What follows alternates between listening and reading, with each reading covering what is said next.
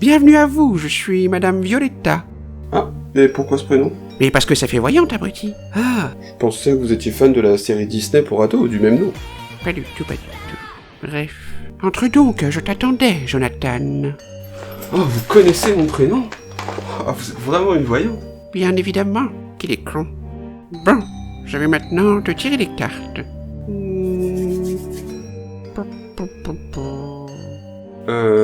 Comme vous voulez. J'accepte l'échec aussi. Ah, oui, pardon, oui.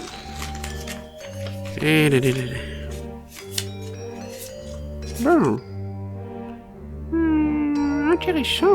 Mais c'est pas des cartes de tarot, ça? Je n'en ai pas besoin, c'est vous dire à quel point je suis doué.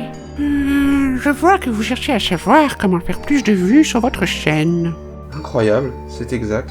Eh bien, c'est très simple. Faites un format plus court, occasionnel, plus simple à regarder. Intéressant.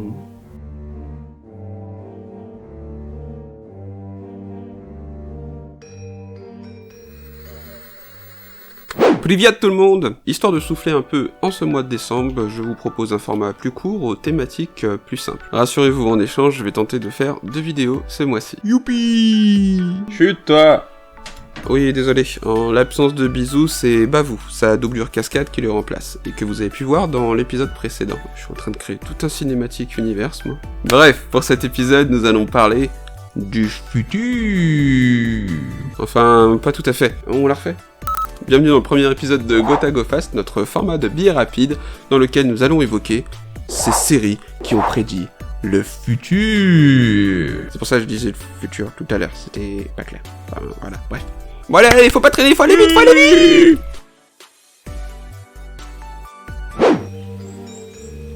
Un format court, ouais. Je suis moins fan du principe, mais ça me permettrait de souffler un peu. Bien, pour votre autre demande, je vais sortir ma boule de cristal. C'est une orange. Oui, je suis à un niveau tellement élevé de divination que je n'ai pas besoin de vrai cristal.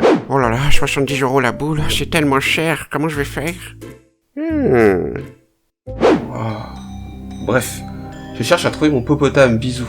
Bisou McBisou.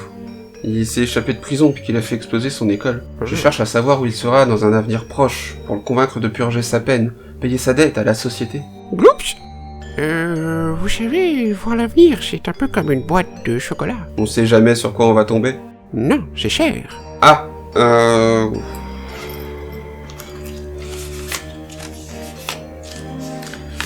c'est tout ce que j'ai. Faut lui prendre un max de thunes et me barrer vite fait avant qu'ils me reconnaissent.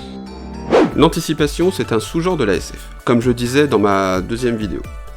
Mais la SF n'a pas le monopole des prédictions. Des séries qui ont prédit le futur, il y en a plein. Parfois par erreur, parfois par déduction, et des fois avec une précision à en faire pâlir Madame Irma. Vous me croyez pas, hein? Je suis sûr que vous me croyez pas. Mais dis ça, il est parano. Plein de petites prédictions sont trouvables sur le net.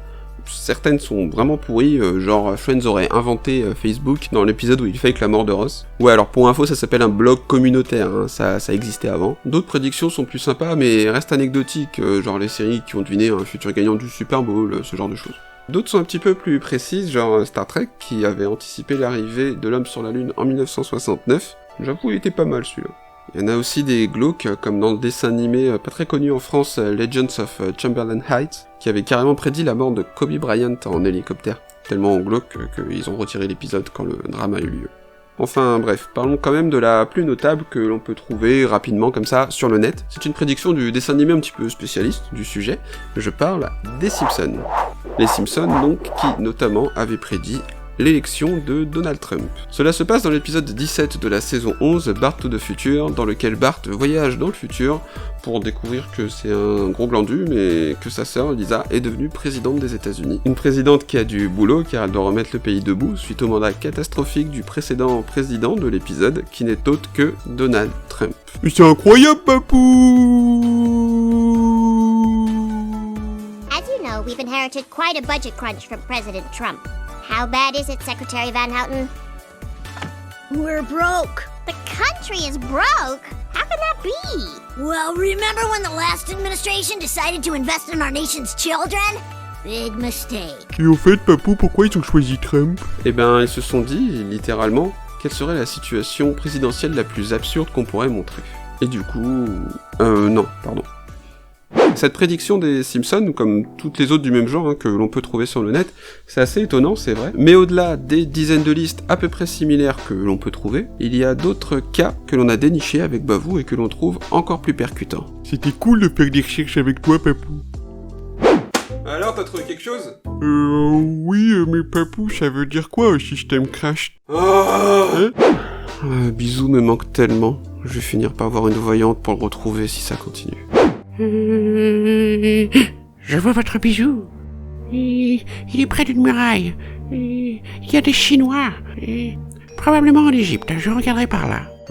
Ça risque de me coûter cher tout ça, mais il faut que je le retrouve. Bavou a formaté mon PC pour la 3e fois hier, j'en peux plus. Il est doué pour les cascades, mais le reste... Du coup, dans ce qu'on a trouvé, il y a un événement qui fout la patate, les attentats du 11 septembre. Youpi! Heureusement, YouTube risque pas de me démonétiser, vu que de toute façon je suis pas monétisé. Bref, plein d'anecdotes parlent de prédictions de ce triste événement dans les séries. Une prédiction qui avait un petit peu fait tilter les réacs de l'époque, c'est celle de la série The Lone Gunman, le spin-off d'X-Files, qui a pour héros les 3 geeks complotistes que l'on voyait de temps en temps là. Ouais, dans les années 90, c'était stylé d'être complotiste aux cheveux longs et tout ça. Dommage, certains n'ont pas compris que c'était un petit peu passé de mode.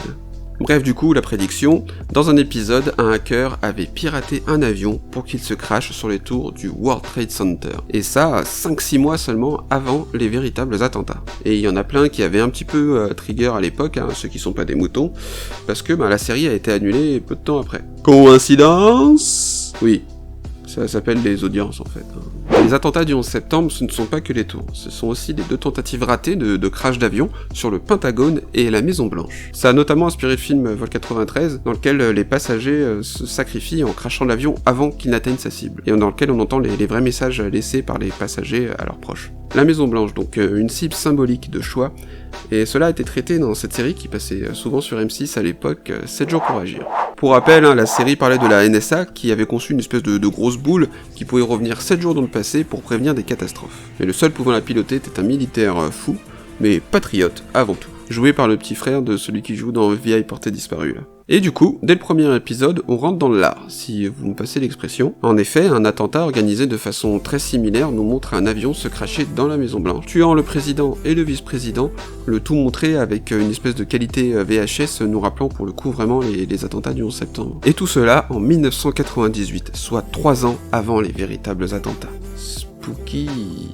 Heureusement, notre héros Frank a remonté le temps pour empêcher cela et a arrêté les coupables. Les coupables, justement, ce n'est qu'à la décennie d'après, en 2011, que l'armée américaine a retrouvé la trace de Ben Laden au Pakistan, le responsable de tout cela. Comme en parle entre autres le film Zero Dark Thirty de Catherine Bigelow.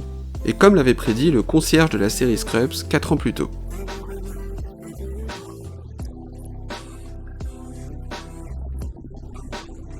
Bonne prédiction aussi.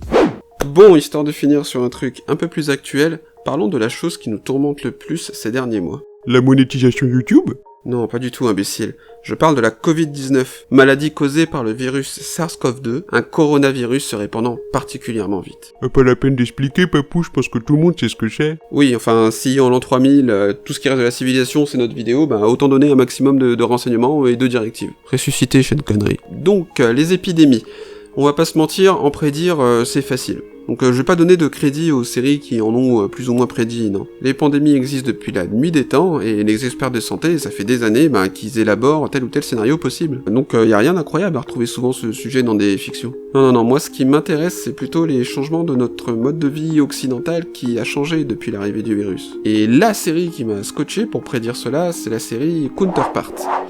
Une série que j'ai suivie récemment sur Amazon Prime, avec notamment J.K. Simmons, celui qui jouait le père de Juno et tout. C'est une série assez particulière, donc je vais vous faire le pitch façon bande-annonce. En 1987, une expérience de l'Allemagne de l'Est duplique notre monde en 2 copies identiques, reliées par un passage souterrain. Une organisation secrète de l'ONU gère depuis les échanges entre ces 2 mondes, dont les interactions ont, au fil des années, créé des différences drastiques entre les terres parallèles. Ces différences généreront de la méfiance et donc de l'espionnage façon guerre froide style roman de John le Carré dans les années 70, alors que ça se passe aujourd'hui. Car en effet, chaque monde souhaite savoir ce qu'a découvert l'autre. Un pitch plutôt intriguant donc pour une série d'espionnage posée mais originale. Et dès la première scène qui se passe dans l'autre monde, j'ai été très intrigué par ce que je voyais.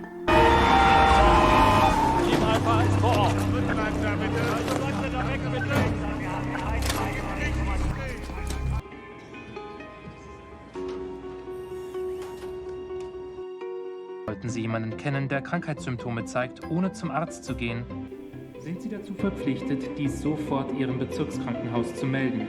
Nichtmeldungen von Krankheiten Ihrer Liebsten werden mit Geldbußen, Gefängnis und möglicher Quarantäne bestraft. Ihre Gesundheit bedeutet Volksgesundheit. C'est marrant, mais 3 ans plus tôt, quand la série est sortie, ça nous aurait pas du tout fait tilter tout ça. Alors que maintenant, oui, on comprend rapidement que l'Occident de ce monde se remet d'un virus particulièrement dévastateur, qui a forcé les habitants à adopter un mode de vie qui correspond un petit peu trop à ce que l'on vit actuellement. Nobody shop around here ever since I got to this side. Public places, inside, outside, the whole city seems so vacant. There was a flu epidemic in the early 90s. Trou noir. Trou blanc. Bon allez, c'est tout pour aujourd'hui concernant les prédictions, mais avec le temps qui passe, peut-être aurons-nous à l'avenir de nouvelles prédictions à évoquer. Après tout, à force de parler de tout et de rien, il arrive, comme on le voit, que les séries arrivent à prédire le futur. En attendant, avant de bosser sur la prochaine vidéo, je dois aller retrouver Bisou. Oh papou, j'ai trouvé l'adresse d'une voyante. Ah, parfait. Ouais. Merci en tout cas pour tous ces renseignements. Mais... attendez un peu... Oui, mais... Ah... Tous les morts de Kenny, Bisou, tu es Madame Violetta? Je ne m'en serais jamais douté. Mais c'était pourtant évident, non? L'était-ce vraiment? Bah oui. Oui, c'est vrai. Bon allez, on rentre. Mais...